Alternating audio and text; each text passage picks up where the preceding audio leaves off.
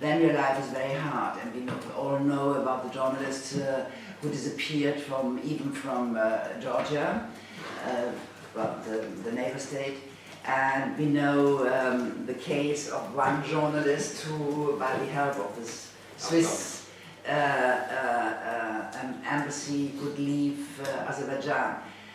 So now we are going to speak about the situation of these journalists, and well, for the first, I stop and ask you to explain the situations, or you from your point of view. I would like just to give the floor to Barbara for her short intervention, and after I also add my additional point. And later we can start the session, because we want to respond to your questions, and thanks again for coming. Please, Barbara. Thank you so much, Emin, and thank you, Rubina, for your introduction and painting what is absolutely a very bleak situation in the country. It has been bad for many years, the situation in Azerbaijan, and certainly it is getting worse. And it's getting worse ahead of, I mean, it's also, our concern is even greater ahead of an election where we know the media will have, or the people in the country will have no way to have access to any type of fair coverage of any opposition movement, or any type of criticism of the current government. As Rubina said, journalists in prison, journalists harassed, journalists attacked, all types of things. Basically, this has been going on for a while, to the point that we fear at IPI that journalism, independent journalism, is basically disappearing from the country. The number of independent media outlets that still operate in the country is probably 1, 2. I mean, we'll say more about this. And even they are constantly under every sort of attack, not only personal attacks against their journalists, but also cyber hacks against their websites, their Facebook presence. So it is really difficult to have access to any type of alternative information. One issue that I think is important to discuss here also, because we are in Vienna, is what are we doing about it? Is Europe doing about it? What are countries like Austria doing about it? What is the OSCE doing about it? The threat we see in Azerbaijan, besides of the situation in the country itself, is that it's threatening to make the system that we have created around the world crumble. The great post-Second World War world order that, based on institutions like the UN, the OSCE, the Council of Europe, the European Union, all of those based on a certain set of values we all believe and you all believe that are at the foundation of any society we want to live in, is threatening to crumble because of countries like Azerbaijan. And a very practical example is given by the European Court of Human Rights. The European Court of Human Rights has, in the past couple of years, ruled on a number of cases related to Azerbaijan's treatment of opposition politicians, as well as journalists and activists in the country. In many cases, Azerbaijan, who is obliged, of course, to implement the rulings of the European Court of Human Rights, has implemented them only partially. Just yesterday we were talking about a case where the court ruled to pay compensation for journalists who had been held in prison. Sorry, a politician. Yeah. Been held in prison for a long time, and the country Azerbaijan did pay compensation. At the same time, they also gave an award to the one person who put that politician in prison. So it's really recognizing the ruling and the position taken by the court. Even more recently, what organizations like RSF, IPI, and others have been expressing great concern about is one specific case which is currently in front of the court, on which the court has ruled in Azerbaijan, is a case of, again, another opposition politician called Igor Mamadov. if I remember that correctly. The European, he's held in prison. The European Court of Human Rights ruled in 2014 that the journalist should be, that the politician must be released, and the country has not let him out yet, as of today. There is an infringement proceeding for failing to comply with the court, with the ruling of the court, which is going on at the Council of Europe level. And basically, the next step is that Azerbaijan is kicked out of the Council of Europe. Of course, the attitude of the president of Azerbaijan is who cares? Who cares about Europe? Who cares about the Council of Europe? There is more behind it, of course, in fact, they do care very much. But that's the type of attitude they project. And again, if Azerbaijan is taking that step, the next could be Turkey, and we're looking at many other countries that could be going in that direction. So the reason why we feel today that we need to address the situation in Azerbaijan is not only because the quality situation that is in the country, because of the fact of that basically today there are very few independent journalists that operate in the country, there are very few civil society organizations that operate from within the country, many are in exile, and others have just moved on to other professions. So we are seeing a disappearing civil society in the country, but also because the president of the country is about to sacked. What do we need to do now? I think the most pressing thing is because of the election coming up in less than months, let's make sure that everyone knows that whatever is the result of that election is not going to be a fair election, because we know that there is no fair election without some type of independent media coverage. And again, institutions like the OSCE and others have the power to monitor these type of elections, can support the work that is done by civil society players in already monitoring that, but also the journalist community can certainly speak up about that. Other than that, take advantage of the run-up to the election and call for the journalists and bloggers and other activists currently held to be released. Azerbaijan has released journalists before in situations like these in an attempt to project some type of respect for democratic standards. I think that some pressure at this moment is very important in order to also maybe get the one or the other journalists out. But I leave it to Emin to say more about the country and look forward to your questions. Thanks, Barbara and Rubina, for a very good intervention.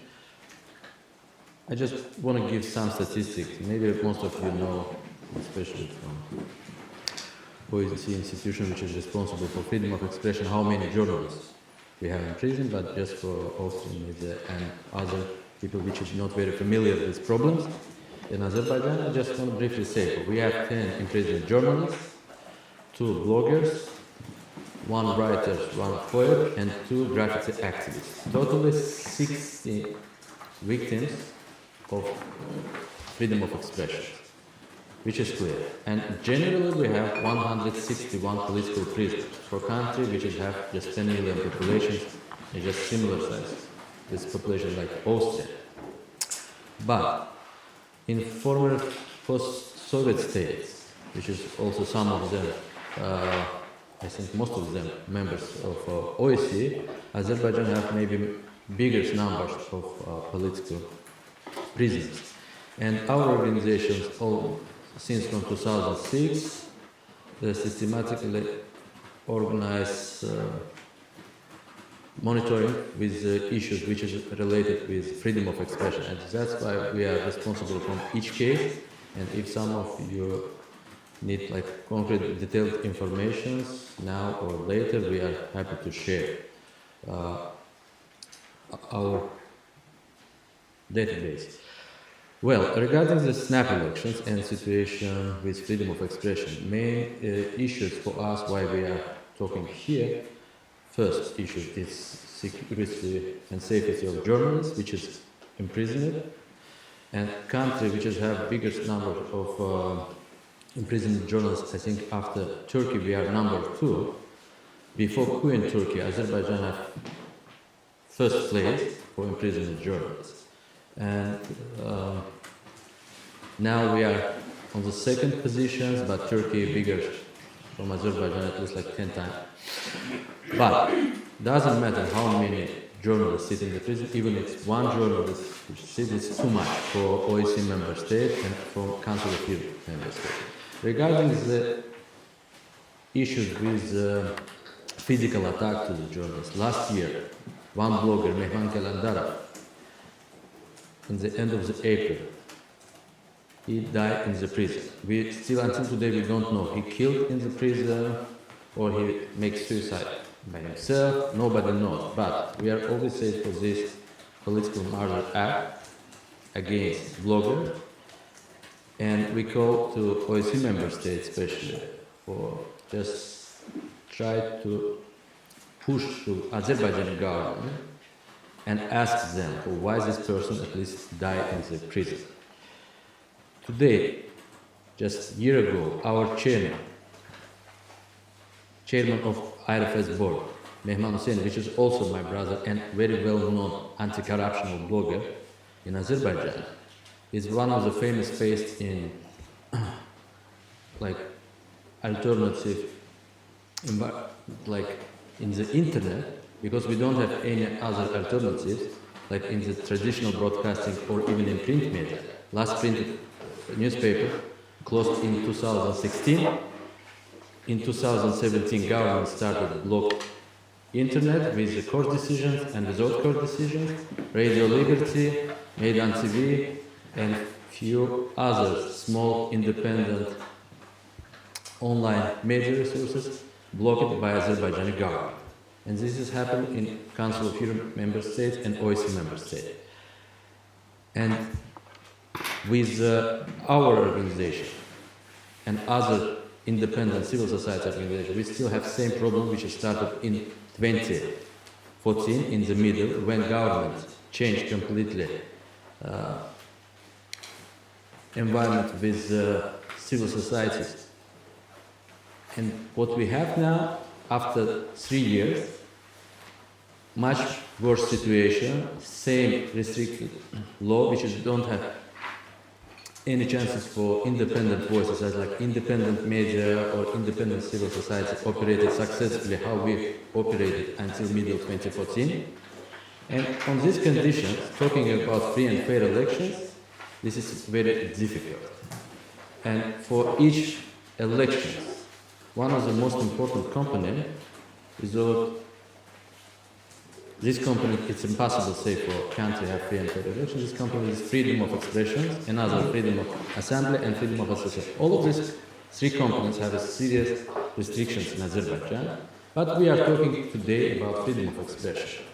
And this is clear, for we don't have pluralism, we have state propaganda machine which is successfully work year by year and spend taxpayers' money for just propaganda for one ruling regime, which has stayed on the same floor more than 25 years.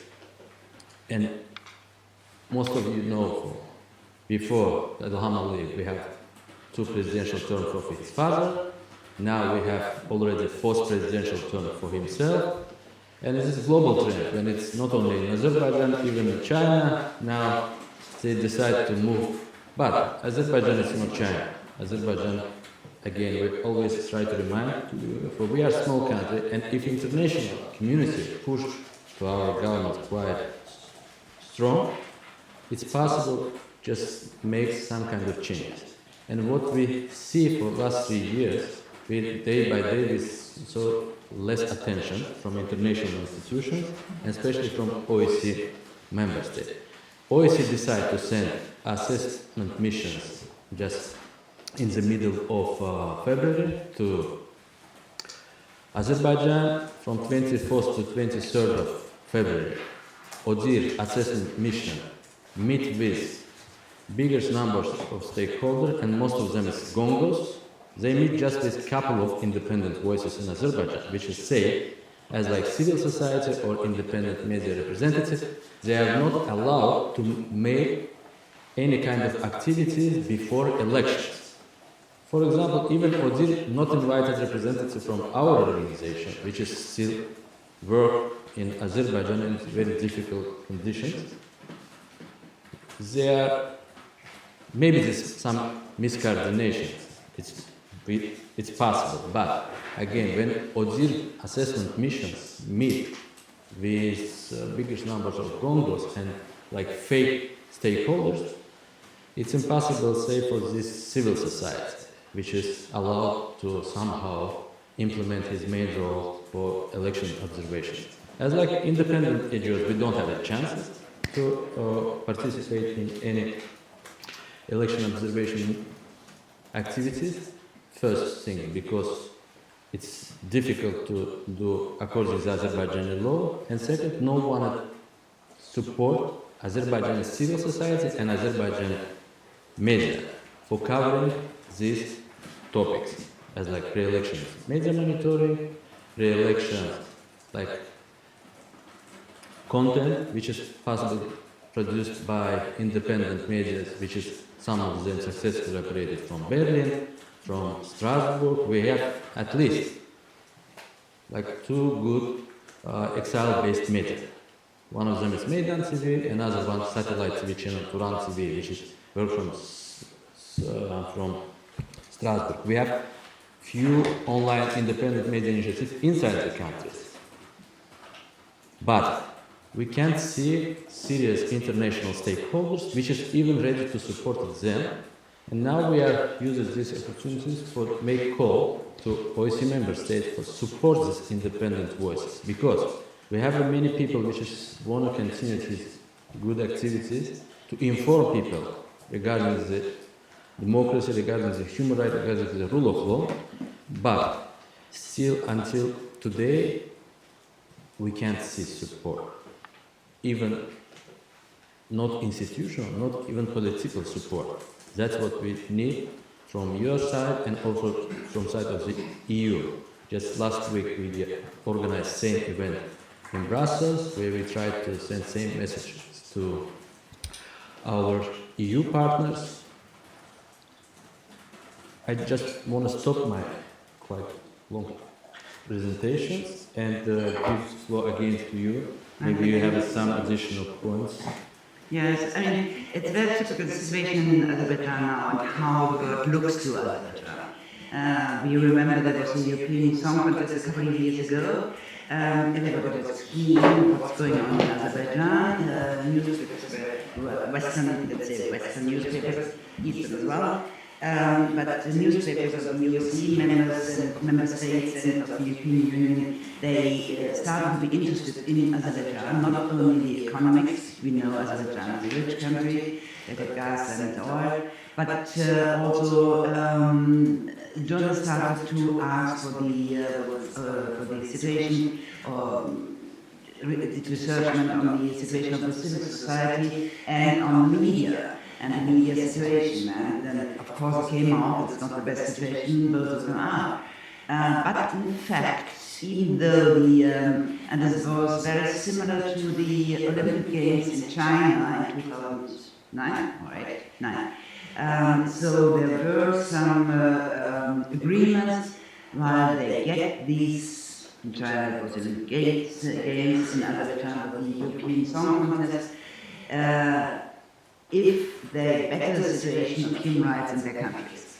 And that was the conditions, the so-called sine qua non condition. Well, I think it was just a condition and without sine qua non, because the situation is not better than that. And so the Song Contest ended in Baku, and it was wonderful, and it was glamorous, and all these. And then the journalists went back to their countries, and they forgot Azerbaijan again. And so, the government in Azerbaijan could do what they even ever wanted to do.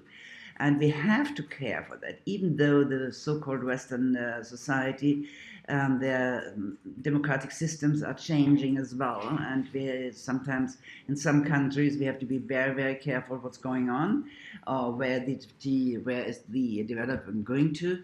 Anyhow, as long as we are doing our jobs as part of the civil society, and NGOs are part of the civil society, and as well IPI, as RSF, we are fighting for press freedom, we are fighting for the freedom of opinion. We are not fighting, we are not unions, we are not fighting for the interests, professional interests of journalists, because the journalists are doing their job not for themselves, but for the population of the countries. And it's a human right that people get information, clear information, possibly the most objective information possible, just for themselves. It's a human right, the right on information. It's not the right on journalists' information, just for journalists, for the whole society. And that's why we are promoting journalists, and that's why we are fighting to get journalists out of prisons.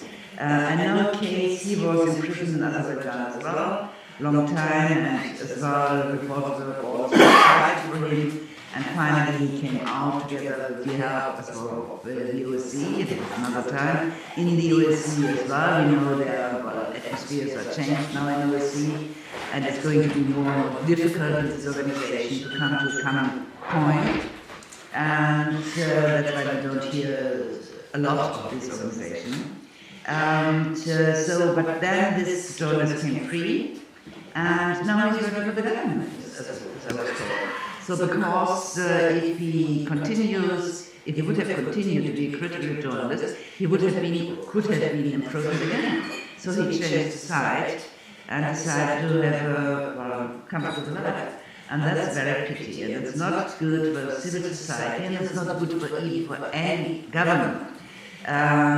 Just to be praised, government, and not to have any critics, because everybody of us, he needs critical voices as well, just to think about is right what I'm doing or not, that the main purpose of the critical media, or the media themselves, as it was declared in the first declaration of human rights during the French Revolution, years ago, 1789.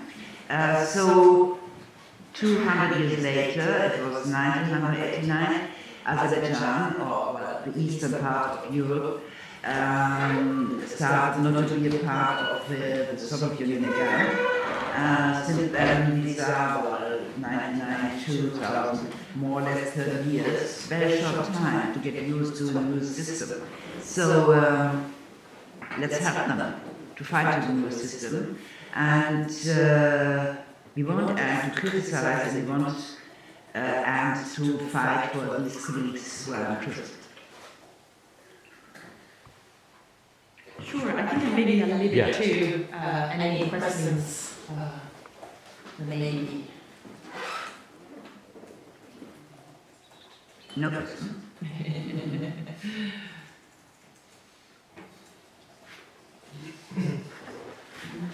I have one question.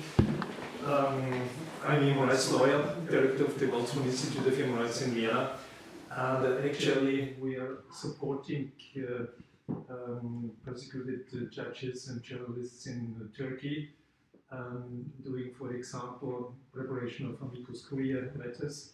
So my question is there sufficient support of journalists in Azerbaijan? Do they have access to justice? Do they have access to lawyers? Would you say that there are quite effective remedies or not?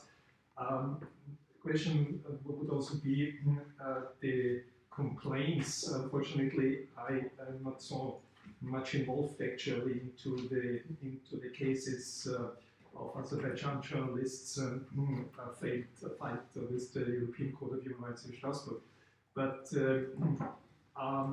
were these applications filed directly to Strasbourg without exhausting domestic remedies or not? I'll give it. You want? You go ahead, then I may add something. Yeah. Regarding domestic remedy, it's each person, each victim is obliged to use domestic remedy if it's possible. And in 99.9% of whole cases, people use this and lose court battles inside Azerbaijan. It's nothing new. It's same situation which is up since we are joined to European Court for Human Rights in 2001 and still until today. In the last 17 years, nothing changed. They paid compensations sometimes quite fast, sometimes quite late when it's oil prices going down. They don't have money in the state budget. They didn't pay, make small delay. But normally they paid. For example, they tortured me in 2008 and I'm in court case in 2015 and they paid me 20,000 euros. But police captain, which has tortured me, received from president colonel position, Orhan Akhundzadeh. And this received not only colonel position in the Ministry of Interior Affairs, they received is also Medal of Honor, which is one of the highest state medal, you see. And we have a lot of other cases. Regarding issues like applied directly to European Court for Human Rights, I also have my own case when I'm decide to apply to European Court directly when I can't use domestic remedies because I'm living political exile in Switzerland, and since I'm leave the country, it's a bit long story, but I'm leave the country with Swiss Minister of Foreign Affairs and Swiss accept me as like political refugee. And the same date when I'm leave, President Aliyev illegally annulled my citizenship.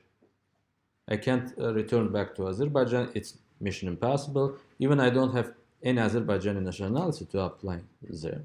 No one want to sign even a contract with me. I'm applied to European Court for Human Rights directly without using Azerbaijani domestic remedies. Sometimes it's possible, but with exceptions. Regarding the lawyers is situation like this. We have 1,000 lawyers. When only 10% from this 1,000 participate in politically motivated trials. Only this. Since from 1st January, it's also additional problem when if before we have lawyers and jurists, which is don't have bar members license, they are also able to protect the journalists in administrative cases. Right now, since from 1st of January, government cut this possibility too. All people, including journalists, any victims, obliged to use services by bar members. And bar members is not independent body, it's politically dependent by the presidential administrations. If they don't like you, they never give you bar members license. It's very difficult. So that is too many problems with like professional legal assistance.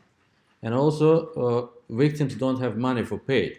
In 2014, 15 and 16, EU and a couple of Western democracies supported somehow international NGOs to provide free legal aid to victims of human rights.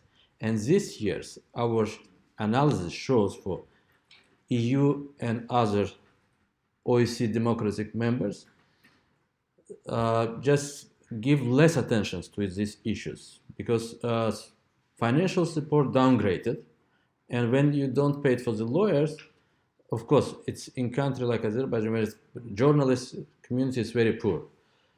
All these democratic alternative voices, they are poor, people kicked out from his jobs. They are not able to, independent media not able to receive money from, like even from advertisements. We don't have advertising market. Everything under control of ruling regime, no any chance. We completely depend by foreign aid, which is since from middle 2017 until today, going down day by day. Less attentions. OSCE focused too much on Ukraine, on Russia, on Syria. All people speak about global problem.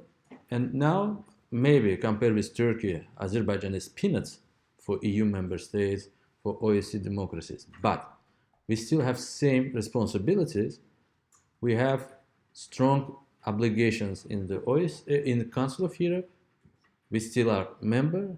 Yes, OSCE have commitments, but it's still, you have your own values. And what we are calling to Western democracies, guys, please respect, first of all, your own values, which is clear written in the European Convention for Human Rights, in the Helsinki Act.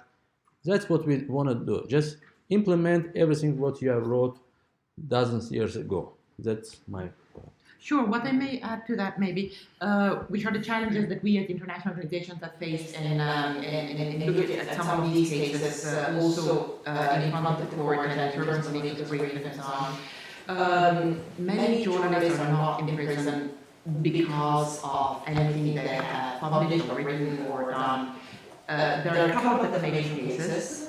The rest is tax fraud, petty crimes, and these type of things. So that is an immense challenge. Of course, there are criminal charges, but it's difficult to defend them in legal Article 10. So that's an additional hurdle to for the case to be brought in front of the European Court. Additional to that, if you want,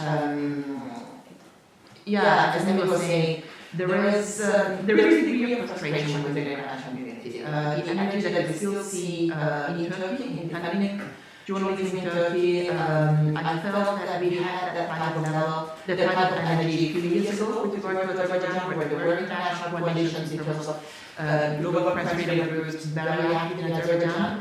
It has become so difficult to work because the people, many have left the country, as I said, because of the challenge, it is basically impossible to fund any work in the country because it's impossible to get any money into the country for human rights work.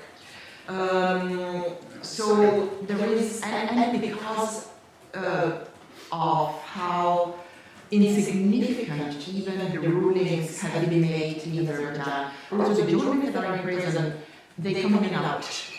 It's easy for the government to let them go. A few months later, they're back again. So that's why I say they have radicalized the system. They made the old system completely powerless. And that's the challenge we're facing, that it's complicated. But the outcome of this is that because it's so difficult, we're giving up in the country. And that's our problem.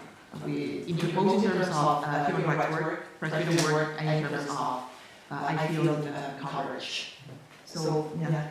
May I just add? The situation of lawyers in Azerbaijan is different than, for instance, in Turkey. You can't compare, because both countries got different ways of the development of democratic rules. So Turkey got democratic times as well, and the lawyers are much more critical and independent than Azerbaijan. Azerbaijan, as I said, was a communistic state, so and the lawyers who were lawyers before, they stayed to be lawyers.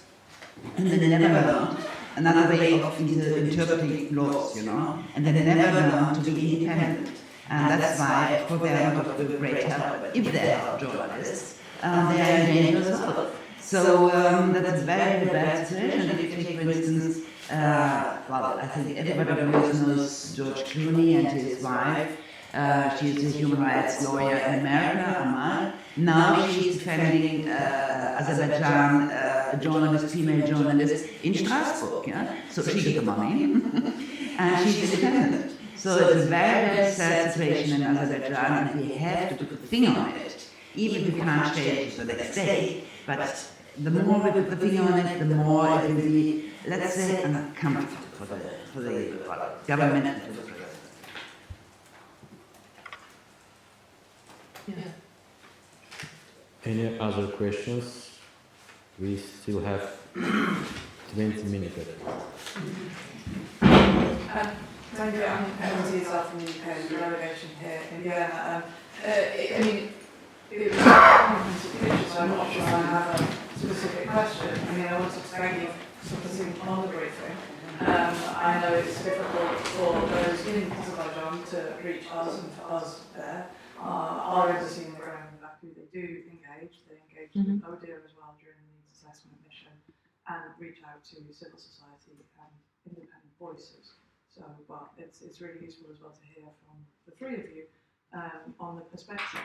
I think there's a lot to take away, as you say, in terms of the situation, how to engage with the government, with the president, given your assessment of the levers that we might have and the levels of influence.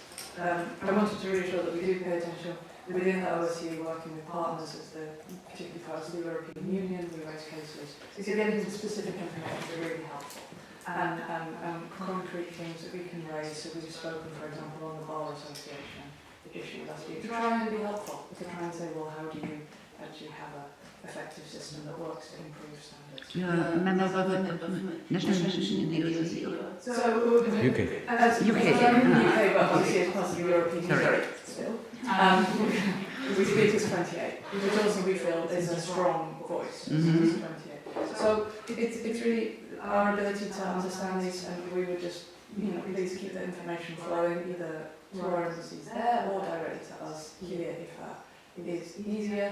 If I had a question, it would be whether you have an assessment of whether things might change after the election, whether there would be scope for amnesties on political prisoners or those kind of things. With the environment leading up to an election in every country, Azerbaijan, the European Union, everywhere, it can be very political, can be very challenging, but whether there would be scope and if that starts there. Thank you.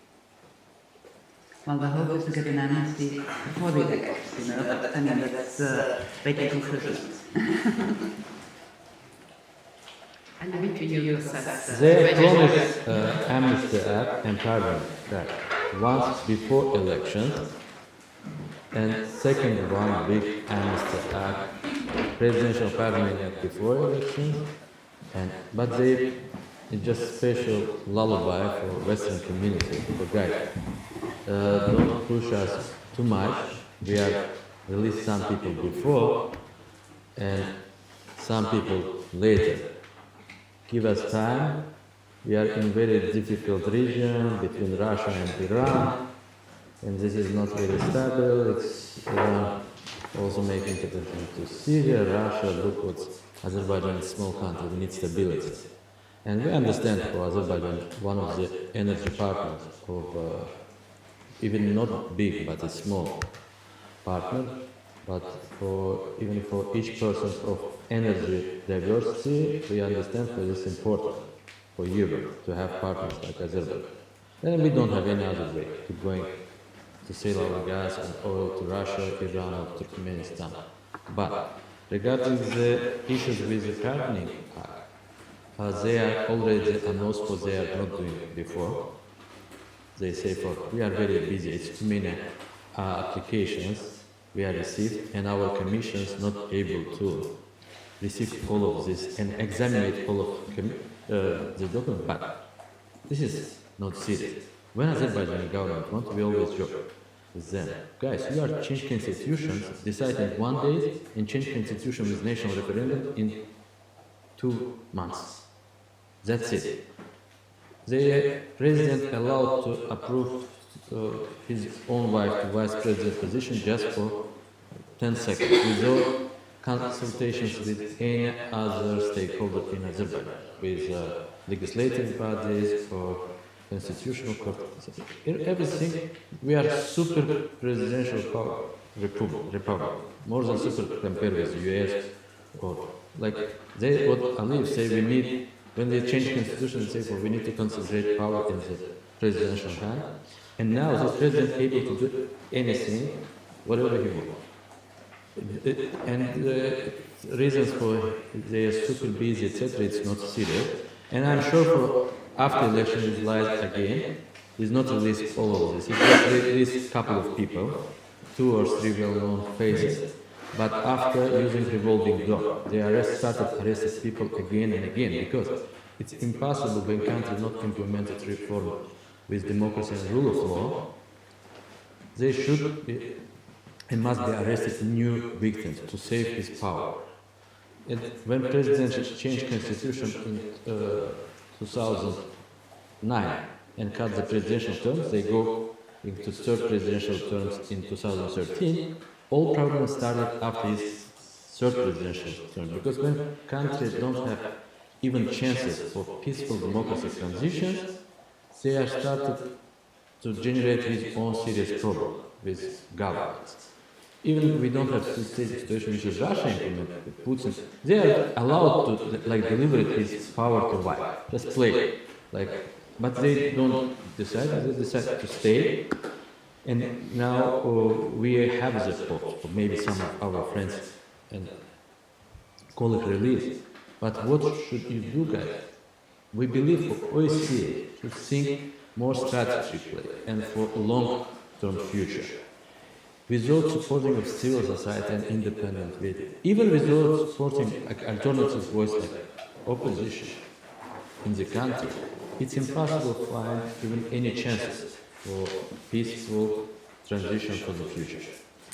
If everything continues like this, maybe, thanks to our brave international partners for they are hosted us here in Vienna, but again, I'm completely agree with Rubina when a couple of years ago for Eurovision, before this Olympic game, all world focused on the Azerbaijan. And something happened now, nobody cares about Azerbaijan. Nobody give attention, international media forget Azerbaijan, international community forget. Yes, organizations like RSF, IPI or different global organizations like Human Rights Watch, Amnesty International never forget us. They try to support. And sometimes we have talked to international donor communities. Guys, why you didn't support Azerbaijan civil society? They say, because we have supported you, we have made problem for you. Azerbaijan government arrested you or kidnapped you in Tbilisi if you are supported your offices there.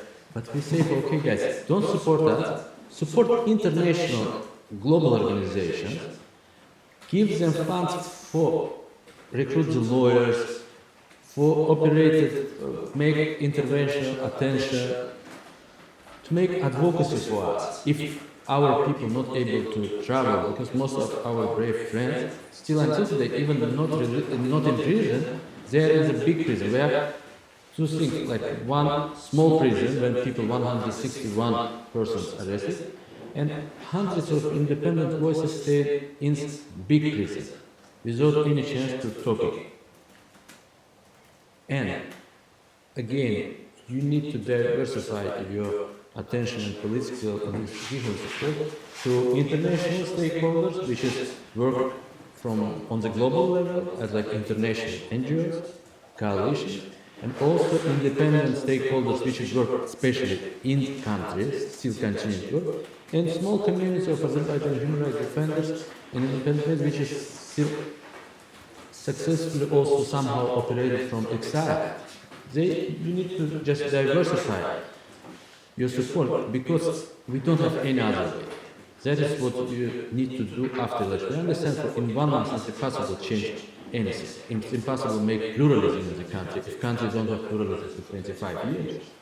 But it's possible to take our colleagues, journalists, out from prison if you push strongly. And now you have instruments as like ODIHR mission there. Please double check all of issues, what's happened in this election, not only with Gongos, also with independent voices in the country and from exile-based organizations. We're happy to do everything what we can do for you. Yes, there's another question. Yes, actually I wanted to ask him that he was explaining us about the relationship between Russia and Azerbaijan. I mean, it was almost 70 years in the communism.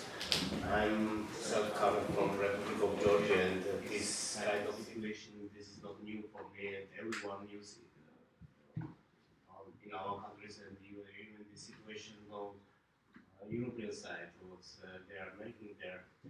My question is, for sure it's going about the big money. We cannot imagine how much money we are talking about here. I mean, the pipelines are also coming to Georgia, to Bankgasse and gas and oil. And I mean, do you think is behind this corrupt system Russia directly? Has it to do with the Russia anything? I mean, or is it just all the system goes directly to Aliyev, or who's making this situation? And what can you do here? I mean, which expectation you have from your side? I think all stakeholders have responsibility, even we as like civil society. We maybe don't have very good risk assessment 5 years ago, when all of us, we never think for it's possible for Aliyev going for third presidential term or for fourth presidential term.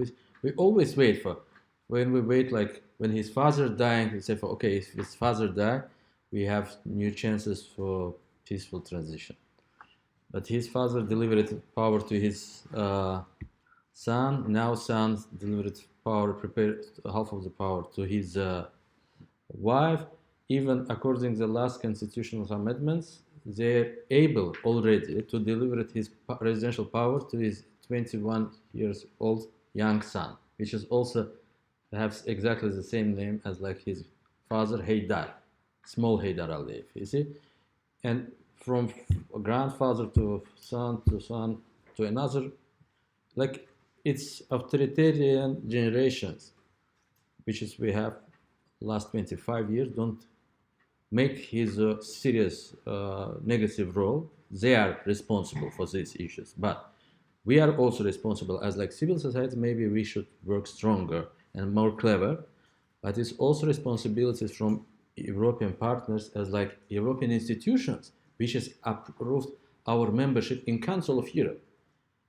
Council of Europe, the last 2 years, using special unprecedented procedure just to revise Azerbaijan, how Azerbaijan respect to his own obligations. It's possible to revise in 5 months, but they try to give always last chance, and never shows serious, strong voices. That is, we say, for Council of Europe responsible.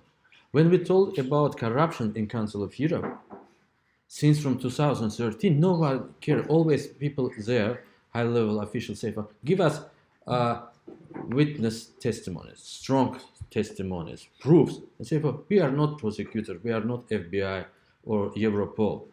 We are civil society. I'm talking about conflict of interest, and I'm talking about clear corruption interest. And now, luckily, in 2015 and 16, in Milano, started this anti-corruption case against Luca Valonta, which has received millions from Azerbaijan government for organized counter-voting in Parliamentary Assembly of Council of Europe. These millions spent it for just for one prevent resolution regarding political prisoners in 2013, which is produced by German MP Christopher Strasser. That is system. Yeah. Doing same rules. Here we got a Haida baby. And, yeah, that's when you ask. We always. It's everywhere the same system, you know, when it's. And Russia have global responsibility Yes, from post-Soviet states, of course. But this is not good if we say for all problem main source is Russia. Its main source of the problems, I think it's Azerbaijani authorities, which is politically responsible from everything. And according to our constitution, president responsible from security issues, for political development, for everything. And he decided by himself just makes similar authoritarian state by the Putin. And he must show his political will. We are only civil society. The most dangerous part is maybe also the territorial problems in Azerbaijan, not just begin the war again with the Armenians about the Karabakh, you know, and Russia knows this problem. Also Azerbaijan knows this dangerous problem. Well, I think it could be a dialogue between you two after the press conference. Maybe we should think about as well that it could be, a good, from another perspective, it could be, for instance, a good promotion for the president of Azerbaijan to let the journalists free, you know. So he could say, well, I let them free. Any other doubts, whether I'm serious or not, and possibly he could explain it in this way as well. We shouldn't forget this, let's say, strategy too. It would help both sides. He wouldn't be argue dictator, some people would call him, and the journalists would be free. So let's work on this one as well. Thank you for coming. Thanks a lot, and I think we need to finalize. We already have only just 4 minutes.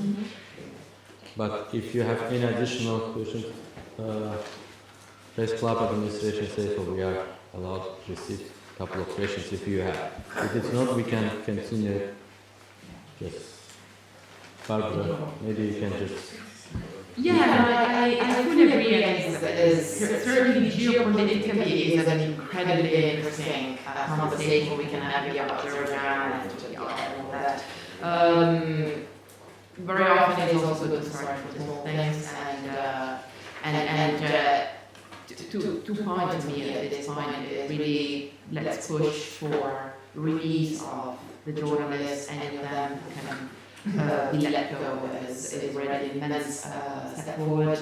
And the other is, for me, as a also, it's so great to know that the UK is engaged also on the ground, you know, as one of the big human rights supporters around the world. There are always fears linked to Brexit, of course, that this role may weaken. So it's very important to have know that. And I do think that Europe will have to take a position with regard to the outcome of the elections. And it's and in a way they will need information acts to take that position. And certainly, from my point of view, a thorough monitoring of media coverage, which is, you know, is a technical thing. Minutes, the question of minutes, counting the minutes on, say, television, on other, and can be done relatively easily, and is a strong tool because it's facts. So I think that maybe in the short term that would be a useful set of data to collect to react to the elections in a way that is fact-based. Thank you. Thanks, and I just want to inform you for probably after elections we are organized like general annual information briefing, because we, with our several independent partners which is still continued work in Azerbaijan, we try to do somehow even small major monitoring activities, election day observation activities, and we try to do everything what is possible with very limited resources. We are producing a report, and probably if we somehow manage, we can come there again after elections to give our clear recommendations for the future. But thanks again for coming, and thanks especially for IPI and the Reporters Without Borders Austria, and thanks to Barbara and to Rubina for their, on this very short notice, approve our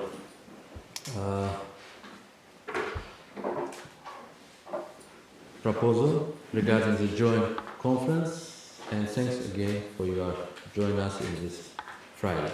And have a good weekend, and hope we see each other again here. And thanks to you for organizing this. Especially thanks to Concordia Pressclub. Thank you.